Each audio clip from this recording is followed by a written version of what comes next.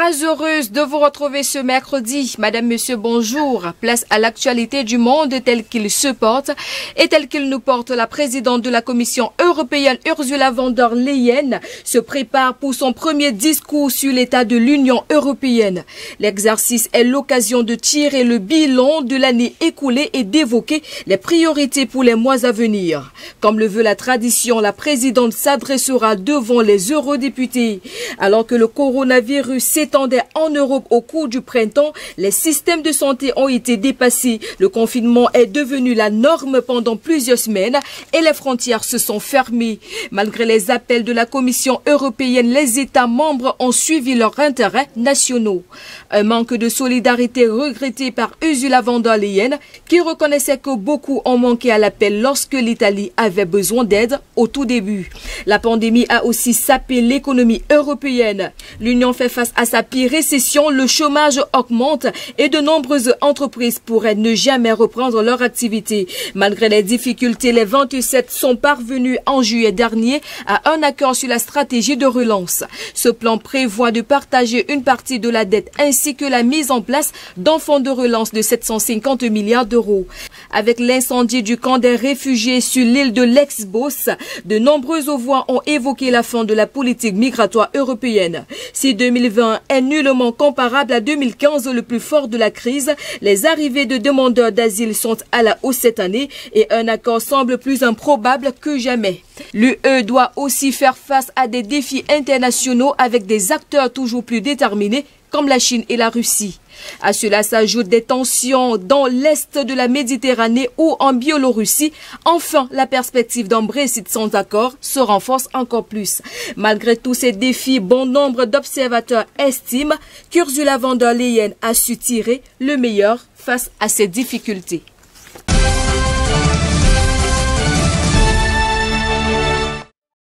Nous avons besoin maintenant de larges sanctions ciblées, y compris contre Loukachenko. Ce sont les propos de l'eurodéputé Kati Piri qui résument le ton du débat au Parlement européen sur la situation bélarusse.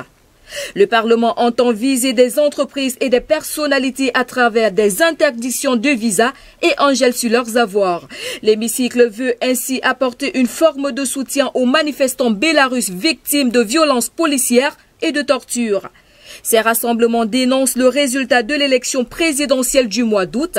L'Union européenne juge sa part le scrutin frauduleux. Le chef de la diplomatie européenne souhaite que des mesures soient mises en place avant le sommet européen la semaine prochaine. Avec ces sanctions, l'UE montrerait son opposition au président bélarusse Alexandre Loukachenko, mais aussi à son principal soutien, le président russe Vladimir Poutine. L'opposition en mix demande aux 27 de ne pas reconnaître le pouvoir en place. Dans les grandes lignes, l'Union européenne a favorisé Loukachenko pendant des années. Les dirigeants européens ont rencontré Loukachenko et lui ont donné de l'argent. Il y a des accords commerciaux et la répression actuelle est indirectement autorisée par l'Union européenne, analyse le chercheur d'Atlantic Council, Fanak Vlachok. Les dirigeants de l'Union européenne étudieront la semaine prochaine une proposition de la Pologne. Varsovie, quant à elle, veut offrir à Minsk un accord économique en échange de la tenue d'un nouveau scrutin libre et juste. Le Parlement pourrait adopter une ligne plus dure, mais qui pourrait déplaire à la Russie.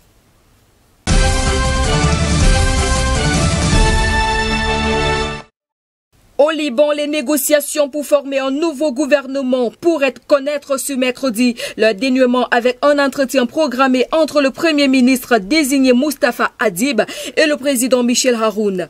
En visite au Liban le 1er septembre, le président français Emmanuel Macron avait indiqué avoir obtenu l'accord des différents camps politiques pour former un gouvernement dans un délai de 15 jours.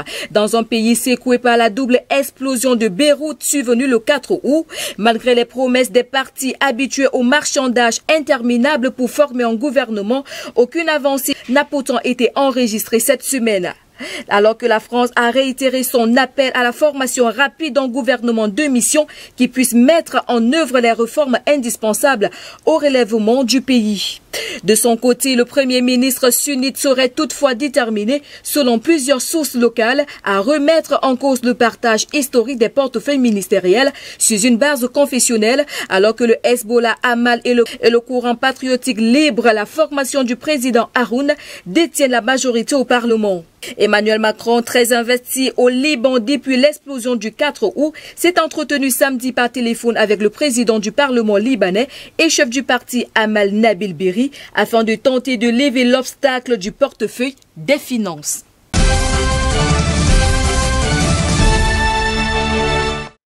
Puis les incendies qui ravagent la côte ouest des États-Unis se sont invités au cœur de la campagne présidentielle américaine. Pour le camp des démocrates et Joe Biden, le réchauffement climatique en est la cause principale. Une notion dont Donald Trump ne veut même pas entendre parler. Le président américain a une explication bien à lui. Quand on a des feuilles mortes, des années de feuilles mortes sur le sol, ça s'embrase. C'est comme du carburant pour le feu. Ça fait 3 ans que je dis qu'ils aient une gestion plus forte de la forêt, donc j'espère qu'ils vont commencer à le faire. Envers et contre tout, Donald Trump reste le premier climato-sceptique au monde. Tout au long de son mandat, il n'a cessé de remettre en cause les études sur le changement climatique. Joe Biden, de son côté, tente d'alerter sur le comportement qualifié d'irresponsable de son futur rival de novembre prochain. Si vous donnez à un pyromane climatique 4 années de plus à la Maison-Blanche, pourquoi s'étonner si nous avons plus de feux en Amérique? Les incendies en Californie, en Oregon et dans l'État de Washington ont brûlé près de 2 millions d'hectares de terre et tué au moins 35 personnes depuis le début d'août. Des centaines de maisons ont été détruites et la qualité de l'air saturé de fumée commence à poser de graves problèmes de santé.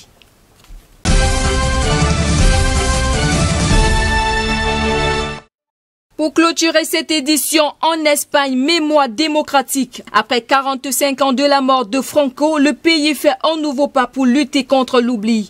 Le gouvernement socialiste avait fait exhumer la dépouille du Caudillo de son mausolée en octobre. Avec ce projet de loi, elle entend sortir des dizaines de milliers de victimes de la dictature des fosses communes et les identifier. Un parquet sera aussi créé pour enquêter sur les violations des droits de l'homme commises pendant la guerre civile et sous Franco. Carmen Calvo, présidente du gouvernement espagnol, a été la principale architecte de ce projet.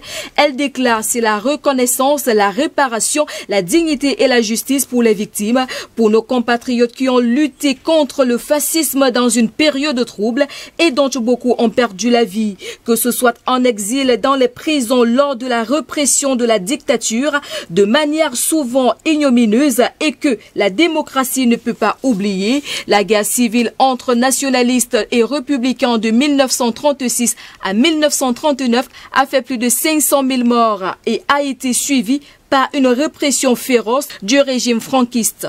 Un héritage sur lequel le pays a jeté en voile à l'avènement de la démocratie avec la loi d'amnistie empêchant toute poursuite. Depuis, une première loi de mémoire est passée mais n'a pas été mise en œuvre. La nouvelle prévoit aussi d'interdire les organismes comme la Fondation Franco qui font l'apologie du régime dictatorial. Mais elle devra d'abord franchir de nombreuses étapes juridiques et parlementaires.